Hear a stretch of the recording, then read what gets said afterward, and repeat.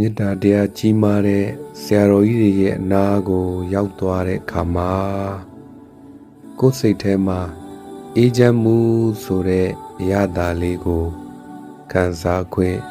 ရကြပါတယ်။လောကမှာကံကြောင်းတရားတွေတိုက်ဆိုင်လာပြီဆိုရင်တယောက်နဲ့တယောက်တွေ့ဆုံကြရပါတယ်။တချို့လူတွေနဲ့တွေ့ရင်စိတ်တွေပင်ပန်းတတ်တယ်။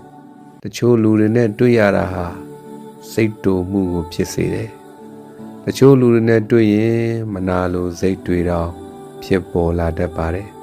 ။ဒါပေမဲ့မေတ္တာတရားကြီးမားပြီးစိတ်ထားနှုညံ့တဲ့သူတော်စင်ပုဂ္ဂိုလ်တွေဆရာတော်ကြီးတွေနဲ့တွေ့ဆုံရတဲ့အခါမှာတော့အံ့ဩစရာကောင်းလောက်အောင်ကိုယ်စိတ်ကလေးကနှုညံ့တိမ်မွေ့သွားတတ်ပါတယ်။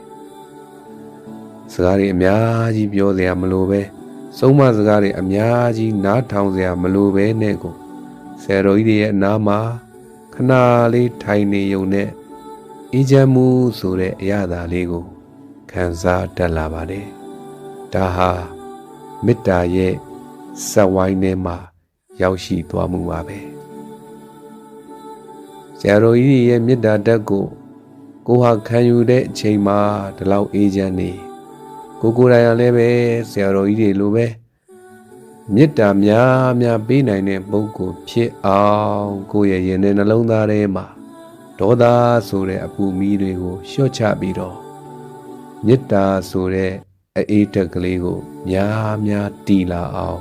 ပွားများကြရမှာဖြစ်ပါတယ်။မေတ္တာကြီးမားတဲ့သူတစ်ယောက်ရဲ့အနာကိုရောက်တဲ့အခါမှာကိုယ်စိတ်ထဲအေးချမ်းမှုကိုခံစားရပါတယ်။မေတ္တာကြီးမားတဲ့လူတစ်ယောက်ဖြစ်တဲ့အခါမှာကိုယ်တိုင်လည်းအေးချမ်းသလိုကိုယ်အနာကိုရောက်လာတဲ့လူတွေအားလုံးလည်းအေးချမ်းမှုဆိုတဲ့မေတ္တာတက်ကလေးကိုခံစားရနိုင်ပါတယ်။ဒါကြောင့်မိမိရင်ထဲနှလုံးသားထဲကဒေါသစိတ်ကလေးတွေကိုလျှော့ချပြီးတော့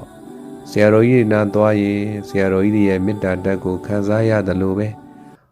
ငါလည်းဒီလိုမေတ္တာဓာတ်တွေများဖြစ်အောင်ကြိုးစားမယ်ဆိုပြီးတော့အတူယူတဲ့စိတ်ကလေးနဲ့ဖူးမြော်မယ်ကြီးညိုမယ်ဆိုလို့ရှိရင်ယခုဘဝရောနောက်ဘဝပါကောင်းကျိုးချမ်းသာအဖျားဖျားရရှိခံစားဆန်းစားနိုင်ကြမှာဖြစ်ပါတယ်အားလုံးပဲကျမ်းမာချမ်းသာကြပါစေ